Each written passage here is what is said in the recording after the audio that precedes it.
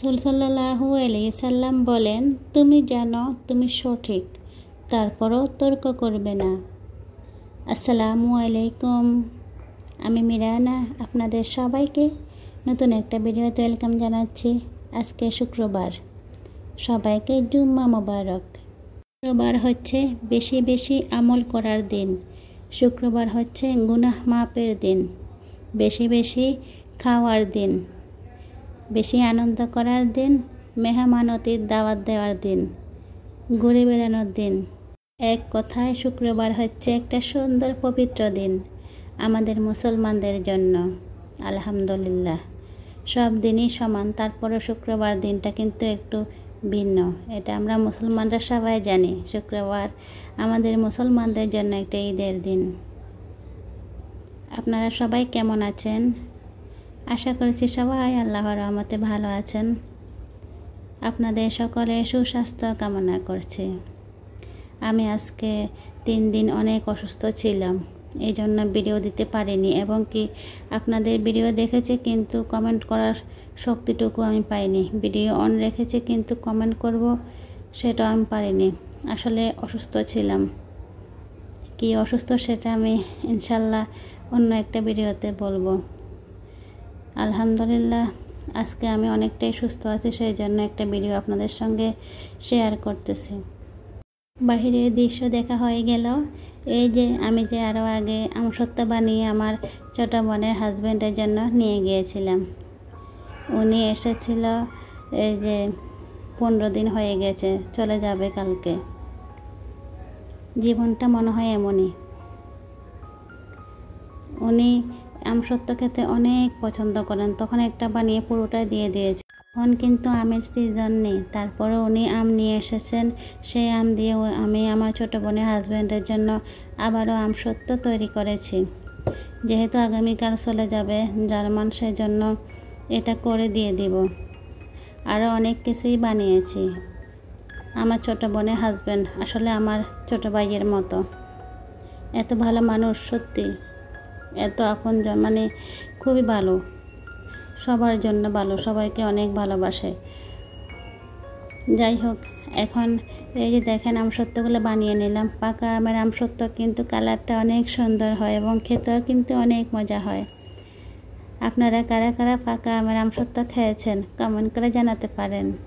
আজকে আমার বয়সটা হয়তো অন্যরকম আসতেছে, আমি অনেক দুঃখিত। যেহেতু শরীরটা বেশি ভালো নেই, বয়স দিতে একটু কষ্ট হচ্ছে। এই যে দেখেন পুরোটাই কিন্তু পিস করে কেটে নিয়েছি। এখন একটা বক্সে করে সুন্দর করে দিয়ে দিব। দেখতেই কিন্তু সুন্দর লাগতেছে আর খেতে কিন্তু অনেক মজা, যেহেতু পাকা আমের আমসত্ত্ব তাই। ইনশাল্লাহ আগামীকালকে যাব। শেষ পর্যন্ত দেখতে থাকুন। আদৌ কি আমি আমার বোনের হাজব্যান্ডকে দেখতে যেতে পারছি? এই যে দেখেন এখানে সবগুলো নিয়ে নিলাম, এখন বক্সে ঢুকিয়ে নিব। আমার প্রিয় আপুরা যারা আমার ভিডিওটা শুরু করে দিয়েছেন, প্লিজ একটা লাইক দিয়ে দিবেন। আমি আসলে লাইকের কথা বলি না ইদানিং, কারণ আমি জানি সবাই আমাকে অনেক পছন্দ করেন। লাইকটা দিয়ে দিবেন। এখানে আমি দেখেন কিছুটা কাবাব বানিয়েছি। কাবাবগুলো আমি এখন এই যে ডিমের মধ্যে কোটিং করে নিব। তারপরে টোস্ট বিস্কুটের গুঁড়ো করে নিয়েছি, ওখানে আমি একটু গড়িয়ে নিব। কয়টা বানিয়েছি শামি কাবাব। শামি কাবাব বানাতে গিয়ে একটা মজার কাহিনী হয়েছে, সেটা হচ্ছে যখন মেয়েদেরকে দিলাম শামি কাবাব ভেজে, ওরা কিন্তু হাসতে হাসতে শেষ। বলেছি কেন হাসতেছ? কিছুই বলো না। তারপর আমি বুঝতে পেরেছি, ও আচ্ছা কেন হাসতেছে। এই দেখেন কাবাবগুলো বানিয়ে ফেলেছে। কিছুটা আমি বিস্কুটের গুঁড়ো দিয়ে কোটিং করেছি, আর কিছুটা কিন্তু এই যে এমনি নর্মালি রেখেছি। আমি কিছু কাবাব একটু লম্বা করে বানিয়েছি, মাত্র দেখার সৌন্দর্যের জন্য, স্বাদ কিন্তু একই। এগুলো আমি এখন একটু শক্ত করে তারপরে মানে ডিপ ফ্রিজে এভাবে করে রেখে দিব। 2 ঘন্টা পরে একটু শক্ত হয়ে গেলে তারপরে বক্সে রেখে দিব। কাবাব বানিয়েছি, আমসত্ত্ব বানিয়েছি, এখন বানাচ্ছি দেখেন। নিশ্চয় আমার অভিজ্ঞ আপুরা বুঝে গিয়েছেন এখন কি বানাবো আমি। এগুলা হচ্ছে কাঁঠাল পাতা নিয়ে এসেছেন উনি। কাঁঠাল পাতায় আমি তালের পিঠা বানাবো। এটা কিন্তু আমার অভিজ্ঞ আপুরা অনেক বেশি ভালো পারেন। আসলে আমি কোনগুলা তেমন সুন্দর করে করতে পারি না, আমার অভিজ্ঞ আপুরা তো অনেক সুন্দর করে করেন। এদিকে আমার মেয়েরাও কিন্তু আমার পাশে বসে আছে, ওরাও বলতেছে আম্মু আমিও কিন্তু কোন বানাবো। ঠিক আছে বানাও। তারপরে আমার বড় মেয়ে চেষ্টা করতে করতে ও কিন্তু পেরেছে কোনটা বানাতে। আমরা মা মেয়ে বসে বসে এই যে এই কাঁঠাল পাতার কোনগুলো বানিয়ে নিচ্ছি, এগুলা দিয়ে আমি তালের পিঠা বানাবো। এই যে আমার বড় মেয়ের হাত দেখেন, আমরা অনেক মজা করতেছি এখানে বসে বসে মা মেয়ে। মাত্র 15 দিনের জন্য এসে আবারও চলে গেল। আমার ছোটো বোনের হাজব্যান্ডের কথা বলেছে, আসলে জার্মান থাকে উনি, আজকে প্রায় 8 মাস। উনি ওখানে স্কলারশিপ পেয়ে চলে গিয়েছে, সরকারি চাকরি করে ওখানে। উনি একজন ইঞ্জিনিয়ার। এখন ওনার ওয়াইফকেও নিয়ে যাবে। আমার ছোটো বোনার তাদের 2 বাচ্চা আছে, কিন্তু আসলে এখন তো অনেক কড়াকড়ি হিসেব নিকেশ সব কিছু, তাই না? এখন এই যে হচ্ছে না, এটা নাকি সময় লাগবে, জার্মানির ভিসা পেতে নাকি অনেক সময় লাগে। উনি মাত্র 15 দিনের জন্য এসেছেন, কালকে চলে যাবেন। সেই জন্য এই যে পিঠাগুলো বানাচ্ছি, মানে আমসত্ত্ব বানিয়েছি, 2 রকমের তালের পিঠা, বাপা পিঠা, তারপরে আমড়ার আচার, অনেক কিছুই বানিয়েছি। যেটাকে বলে শিমের ফুল বলি আমরা, মানে ময়দা যে নাস্তা শুধুমাত্র ডিম চিনি দিয়ে মেখে ময়দা তারপরে বানানো হয়, মচমচে থাকে, সংরক্ষণ করা যায় মাস জুড়েই। ওইটাই আমি বানিয়ে দিয়েছি যাতে করে উনি ওখানে নিয়ে যায় খেতে পারে, তার জন্য বানিয়েছি। আবার বাফা পিঠা, এখন অনেকে বলতে পারেন গরমের মধ্যে বাফা পিঠা, আসলে উনি তো আর থাকবে না শীতের মধ্যে, সেই জন্য শীতের নাস্তা গরমের মধ্যে খাইয়ে দিলাম ওনাকে। এই যে দেখেন এখানে আমি শিমের ফুল করেছি, দেখেন এই যে অনেক সুন্দর মচমচে হয়েছে। তারপরে বেনির মতো করে দেখেন এই যে এগুলো করেছি, ওগুলো খেতে কিন্তু অনেক মজাদার। যদিও একা হাতে এগুলো করেছি, আসলে আমার তো মানে আমি তো একা করতে করতে অনেক সময় লেগেছে। এগুলা সবগুলা নাস্তা বানাতে আমার 2 দিন সময় লেগেছে, অসুস্থ শরীর নিয়ে আবার এই যে পিঠাগুলো বানিয়েছি ওনার জন্য।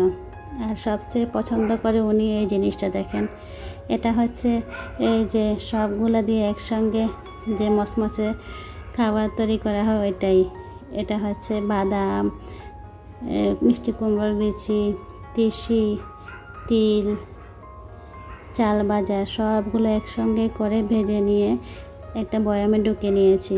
এটা উনি নিয়ে যাবে জার্মান যাওয়ার সময়, উনি এটা অনেক পছন্দ করে সেই জন্য। তারপর দেখেন এখানে আচার বানিয়েছি, এটা হচ্ছে আমড়ার আচার। আমড়ার যে ভিতরে আঠি আছে ওইটা ফেলে দিয়েছি, মানে ছাড়িয়ে নিয়েছি। আমড়াকে আমি খোসা ছাড়িয়ে নিয়ে তারপরে গ্রেটার দিয়ে কুচি করে নিয়েছি। 2 থেকে 3 ঘন্টা আমড়াটাকে আমি মানে এই ফ্রাই প্যানের মধ্যে ভালো করে নাড়তে নাড়তে লাল করে ফেলেছি। তারপরে এরকম করে গোল করে নিয়েছি। আচারটা কিন্তু অনেক অনেক মজাদার হয়েছে। চিন্তা করেছি আসলে উনি মানে আর কখন দেশে আসবে, কখন খেতে পারবে জানি না। মনটা অনেক খারাপ, সবার মন খারাপ। এখানে এত ভালো চাকরি ছিল দেশে থাকতে, যেহেতু ইঞ্জিনিয়ার মানুষ, চাকরির কোনো অভাব ছিল না, ভালো চাকরি করতেন, 2 লাখের উপরে বেতন পেতেন। তারপরেও কেন জানি স্কলারশিপ পাওয়ার পরে উনি চলে গিয়েছেন ওখানে আরও ভালো করার জন্য। এখন বলতে বাধ্য হলাম যে মানুষের আসলে টাকা পয়সার শেষ নেই, যত থাকে আরও বেশি লাগে, তাই না? আমার কাছে এটাই মনে হচ্ছে। না হলে কেন এভাবে করে কষ্ট করে আছে, মানে দেশ ছেড়ে চলে যাবে, যেহেতু ওনাদের দেশেও ওনাদের কোনো চাকরির অভাব নেই। যাই হোক, এটা ওনাদের সম্পূর্ণই ব্যক্তিগত ব্যাপার। দেখেন সন্ধ্যা হয়ে যাচ্ছে, তার সময় আকাশটা দেখেন কি রকম হয়ে আছে, মনে হচ্ছে আলোকিত আকাশ, নিচে দিয়ে অন্ধকার, মানে মাগরিবের আজান দিবে ঠিক সেই মুহূর্তে উপরে আকাশটা অনেক আলোকিত উজ্জ্বল ছিল এবং নিচে অন্ধকার, যেহেতু সন্ধ্যা হয়ে যাচ্ছে। তাই আমার আজকের ভিডিওটা ভয়েসটা কিন্তু একটু অন্যরকম হয়েছে। আমি আপনাদের থেকে ক্ষমা চেয়ে নিচ্ছি, কারণ হচ্ছে রাতের বেলায় ভয়েস দিচ্ছি এক কথা আর আমার শরীরটা তেমন ভালো নেই, তাই সবাই প্লিজ আমাকে ক্ষমা ও সুন্দর দৃষ্টিতে দেখবেন। আদৌ কি আমি যেতে পেরেছি আমার বোনের হাজব্যান্ডকে দেখার জন্য? এত কিছু বানিয়েছি কিন্তু যেতে কি পারলাম? ইনশাল্লাহ নেক্সট ভিডিওতে শেয়ার করব। সে পর্যন্ত অনেক ভালো থাকবেন, সুস্থ থাকবেন। রাতের বেলায় দেখেন আকাশটা কি সুন্দর, এই যে চাঁদ মামা উঁকি দিচ্ছে। চাঁদ দেখতে কিন্তু আমার অনেক ভালো লাগে। যখন একটু মন খারাপ হয়, মানে যে কোনো কারণে আর কি, আমি যখন চাঁদের দিকে তাকাই তখন যেন মনটা ভালো হয়ে যায়। আল্লাহ হাফেজ, আসসালামু আলাইকুম।